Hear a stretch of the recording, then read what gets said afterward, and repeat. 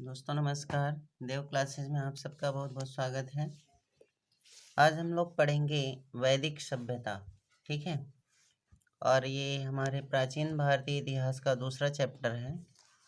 और मैंने सिंधु घाटी सभ्यता पे 4 वीडियो लगभग बनाया है और उसे आप लोग ज़रूर देखें।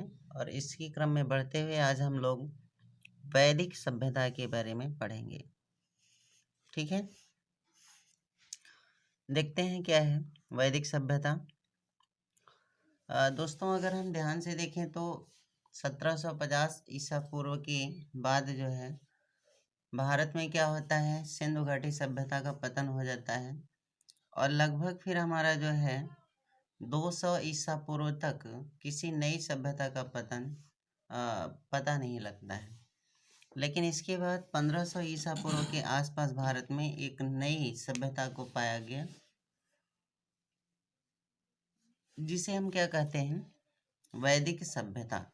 ठीक है, तो आज हम लोग वैदिक सभ्यता को पढ़ेंगे और इसे लगभग 2 भागों में बांटा गया है। एक पूर्व वैदिक सभ्यता है या ऋग वैदिक कालीन सभ्यता है, और दूसरा क्या है, उत्तर वैदिक कालीन सभ्यता।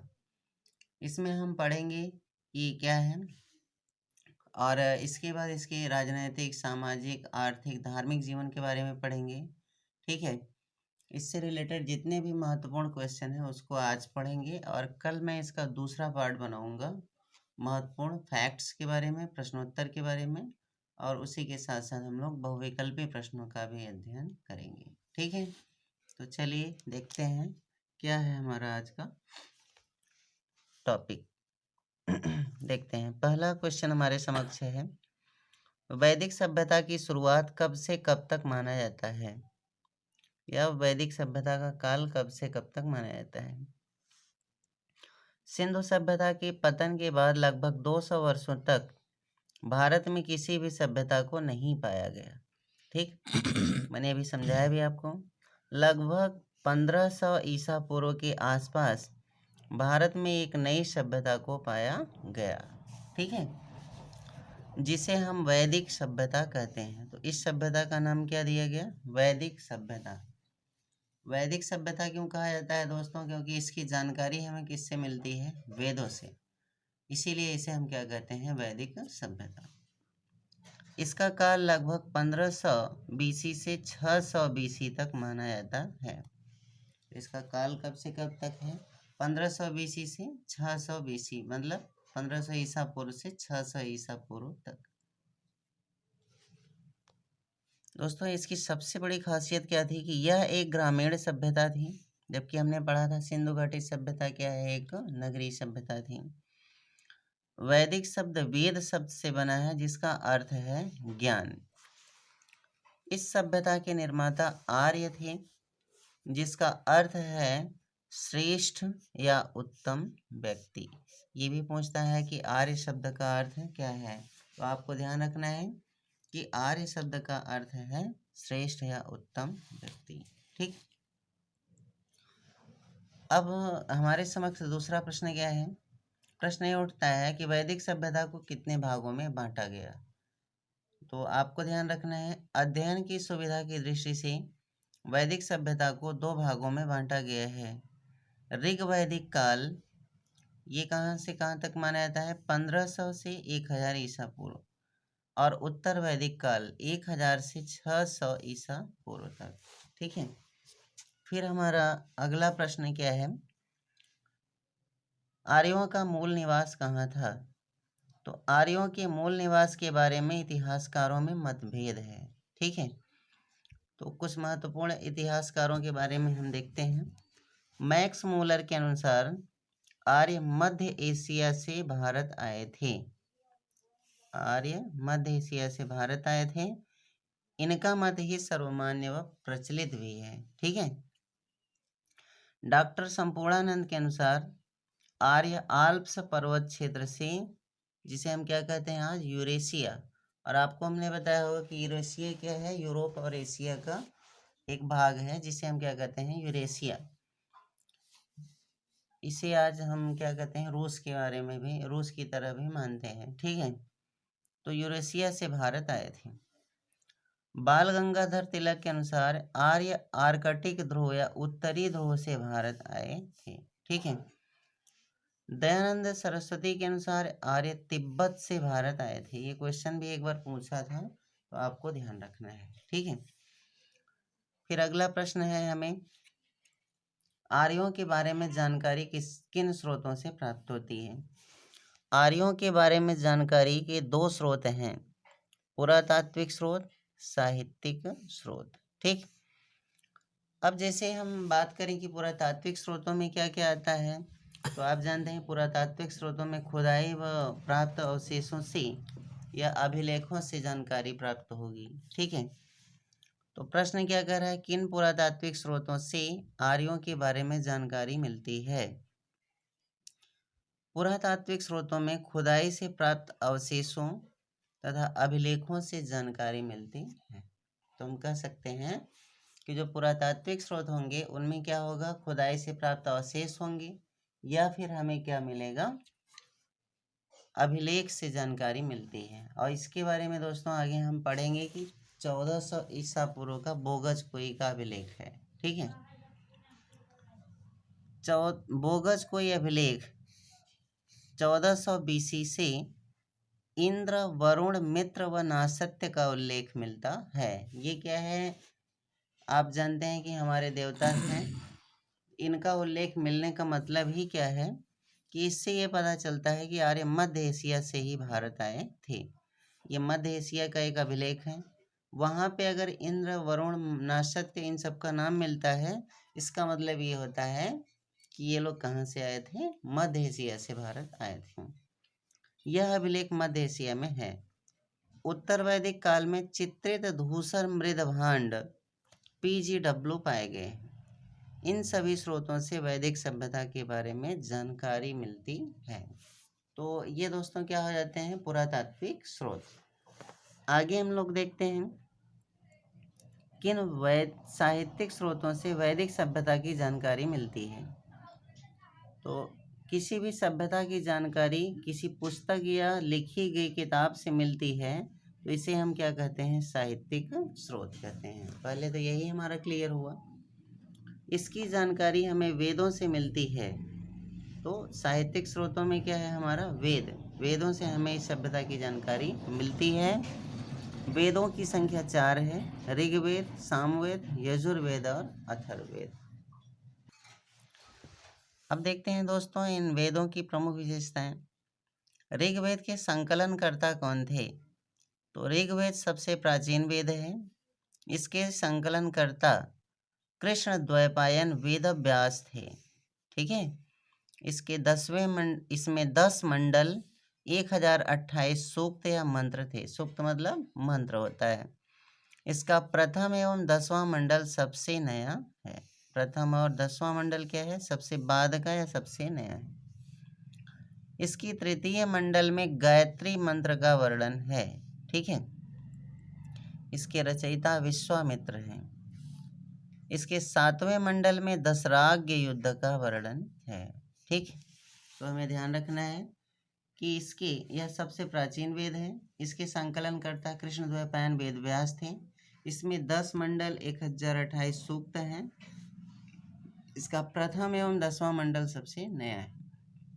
इसके तृतीय मंडल में गायत्री मंत्र का वर्णन है और इसके रचयिता कौन है, विश्वामित्र हैं। इसके 7वें मंडल में दशराग्य युद्ध का वर्णन है। इसका 9वां मंडल सोम देवता को समर्पित है, क्वेश्चन भी पूछता है। इसके 10वां मंडल में वर्ण व्यवस्था का वर्णन है। ठीक। तो ये हैं इसकी प्रमुख बातें। संगीत का वेद किसे कहा जाता है, तो दोस्तों हमारा दूसरा वेद क्या है, सामवेद। सामवेद को संगीत का वेद कहा जाता है। इसमें स्वरों का सर्वप्रथम प्रयोग हुआ। जिन ऋग्वेद के मंत्रों को गाया जा सकता था उन्हें ले जाकर सामवेद में रख दिया गया है। इसका मतलब इसके कुछ मंत्र किसमें हैं, ऋग्वेद से लिए गए हैं। यजुर्वेद का संबंध किससे है, यज्ञ के विधियों का वर्णन हमें यजुर्वेद से मिलता है। इसकी रचना गद्य व पद्य दोनों में की गई। ठीक है। और इसके बाद हम लोगों का क्या है, हमने क्या पढ़ा कि यज्ञ की विधियों का वर्णन हमें यजुर्वेद से मिलता है। ठीक है, फिर सबसे अंतिम व बाद का वेद कौन सा है? तो सबसे अंतिम व बाद का वेद कौन सा है? अथर्ववेद है। इसमें जादू, टोना, वशीकरण आदि की विधियों का वर्णन है। अथर्ववेद को ब्रह्मवेद या श्रेष्ठ वेद भी कहा जाता है। सामाजिक क्रिया से जुड़ा वेद है। जैसे कि हम जानते हैं कि जादू, टोना, वशीकरण ये सब क्या है? सामाजिक क्रियाएं हैं, इसीलिए सामाजिक क्रिया से जुड़ा हुआ वेद है। फिर अगला प्रश्न पूछता है कि ऋग्वेद का अध्येता कौन होता है? तो इसके अध्येता या गाने वाले को या पढ़ने वाले को क्या कहा जाता है? अध्येता। इसका अध्येता को होत्री कहते हैं। इसके उपवेद को आयुर्वेद कहते हैं। ठीक है, सामवेद का अध्येता कौन होता है? तो सामवेद के अध्येता को उद्गाता कहा जाता है और इसका उपवेद क्या है? गंधर्व वेद है। यजुर्वेद के अध्येता को अध्वर्यु कहा जाता है, इसका उपवेद क्या है? धनुर्वेद है। अथर्ववेद के अध्येता को ब्रह्मा कहते हैं और इसका उपवेद क्या है? शिल्प वेद है। ठीक है, अब आते हैं दोस्तों इसके बारे में कुछ और महत्वपूर्ण बातें। पूर्व वैदिक काल के राजनीतिक जीवन पर प्रकाश डालिए। तो इसमें मैंने पॉइंट वाइज चीज़ें बनाई हैं जो एग्जाम्स पे रिलेटेड हैं और जो ज़्यादा से ज़्यादा पूछी जाती हैं। तो राजनीतिक जीवन में हम देखेंगे कि जैसे वहाँ राजतंत्र था, लोकतंत्र था, या फिर आप कहें कि राजशाही शासन था। तो देखिए सबसे पहले क्या है, प्राचीन भारत में न तो लोकतंत्र स्थापित था और न ही राजतंत्र, किंतु राजतंत्र के थोड़े बहुत लक्षण पूर्व वैदिक काल में देखने को मिला। ठीक है, इस काल में लोग कबीलाई जीवन व्यतीत करते थे। कबीले के बड़े समूह को जन कहा जाता था। इसका मतलब जो कबीले के समूहों को चला रहा होगा उसका कोई न कोई सरदार होगा। इसका मतलब इसी से रिलेटेड है कि इस समय थोड़ा बहुत राजतंत्र का लक्षण दिखाई पड़ा। ठीक है, जन की देखरेख के लिए राजन होता था, तो इसी सरदार को ही हम लोग क्या कहते थे? राजन। ठीक है, जो उस क्षेत्र का राजा होता था, राजा का अधिकार बहुत ही सीमित होता था और राजा की सहायता के लिए समिति, सभा, विदथ और गण जैसी संस्थाएं थी। ठीक है, समिति पूरे कबीले को, अब देखते हैं ये जो 4 समितियां थी उनकी क्या विशेषताएं थी। समिति पूरे कबीले के आम लोगों की सभा थी जिसमें पुरुषों के साथ महिलाओं को भी शामिल होने का अधिकार था। ठीक है, जबकि सभा कुलीन या अभिजात वर्ग के लोगों की सभा थी। तीसरा है विदथ, उपज के भाग को बांटने तथा लूट के माल को विभाजन करने की संस्था थी। जैसे लोग कबीले आपस में लड़ते थे तो उसमें क्या होता था कि उपज के भाग को बांटने के लिए या लूट के माल को विभाजन करने के लिए विदथ नामक संस्था थी। यह सबसे प्राचीन संस्था थी, इसमें भी आम लोगों की भागीदारी ज्यादा थी। गण कुलीनों की संस्था थी, तो चौथा जो संस्था थी वह भी क्या थी? गण था। और गण क्या है? कुलीनों की संस्था थी, माने इसमें सार्वजनिक लोगों को कोई भी अधिकार नहीं था, न ही महिलाओं को कोई अधिकार था। सभा व समिति के महत्व को देखते हुए इसे अथर्ववेद में प्रजापति की 2 पुत्रियां कहा गया है। ठीक है, ये बात आपको ध्यान रखना है कि किसे प्रजापति की 2 पुत्रियां कहा गया है? सभा व समिति को। राजा की सहायता के लिए कुछ अधिकारी नियुक्त किए जाते थे जिन्हें रत्निन कहा जाता था। ठीक है, इसमें पुरोहित, सेनानी, पुरप व स्पश होते थे। इस काल में सेना नियमित नहीं थी, बलि स्वेच्छा से दिया जाने वाला कर था। और एक कर लिया जाता था बलि, जो स्वेच्छा से दिया जाता था। इस समय न्याय व्यवस्था का कोई उल्लेख नहीं मिलता है। तो ये था उनका राजनीतिक जीवन। नेक्स्ट बात पे हम लोग आते हैं, पूर्व वैदिक काल की सामाजिक व्यवस्था पर प्रकाश डालिए। तो इस समय समाज समतावादी था और वर्ण व्यवस्था कर्म पर आधारित था। तो पूर्व वैदिक काल में जो सामाजिक बुराई थी, जाति व्यवस्थाएं नहीं थी, ये किस पर आधारित था? कर्म के आधार पर। यही उत्तर वैदिक काल में क्या हो जाता है? जन्म पर आधारित हो जाएगा। यहीं से वर्ण व्यवस्था की शुरुआत हुई। ऋग्वेद के 10वें मंडल में वर्ण व्यवस्था का वर्णन है। दास प्रथा का प्रचलन था। उस समय भी क्या है? दास प्रथा का प्रचलन था। परिवार या कुल सबसे छोटी इकाई थी और इस काल में पितृसत्तात्मक व संयुक्त परिवार था। जैसे आप जानते हैं कि सिंधु घाटी सभ्यता में मातृसत्तात्मक परिवार था, तो इसमें क्या हो जाता है? पितृसत्तात्मक परिवार हो जाता है। किंतु स्त्रियों का भी उपनयन संस्कार होता था। इसका मतलब है कि महिलाओं को एक सम्मान की दृष्टि से देखा जाता था और उन्हें बराबरी पर इस काल में भी रखा गया। उनकी दशा बहुत अच्छी थी तथा उन्हें भी शिक्षा का अधिकार था। इस समय दहेज प्रथा, बाल विवाह प्रथा नहीं थी। इसका मतलब क्या है? स्त्रियों की दशा बहुत ही अच्छी थी। विधवा पुनर्विवाह, नियोग प्रथा आदि का प्रचलन था। तो नियोग प्रथा का मतलब होता है दोस्तों कि जैसे अगर किसी स्त्री का पति मर गया तो वह अपने देवर के साथ, माने अपने पति के छोटे भाई के साथ अपना जीवन व्यतीत करती थी, उससे विवाह कर सकती थी। इसी को हम क्या कहते हैं? नियोग प्रथा। लोग शाकाहारी व मांसाहारी दोनों थे। मनोरंजन के लिए पासा, नृत्य व घोड़दौड़ का प्रयोग होता था। तो ये था इनका सामाजिक जीवन। ऋग्वैदिक काल की आर्थिक व्यवस्था पर प्रकाश डालिए। तो आपको ध्यान रखना है, इस काल में अर्थव्यवस्था का मुख्य आधार क्या था? पशुपालन था। कृषि का ज्यादा विकास नहीं हुआ था। गाय को अघन्या कहा जाता था। मोस्ट इंपॉर्टेंट बात ध्यान रखेंगे, गाय को अघन्या मतलब न मारे जाने के योग्य कहा जाता था। घोड़े का प्रयोग रथ व घोड़दौड़ में किया जाता था। व्यापार विनिमय द्वारा होता था। केवल आंतरिक व्यापार होता था क्योंकि मुद्रा की खोज नहीं हुई थी। ठीक है। कृषि का महत्व कम था, अर्थात वो व्यापक नहीं था, और उद्योग भी क्या है? सीमित थे। लेकिन बढ़ईगिरी व रथ के उद्योग थे क्योंकि इस समय रथों का प्रयोग ज्यादा होता था। ऋग्वैदिक काल के धार्मिक जीवन पर प्रकाश डालिए।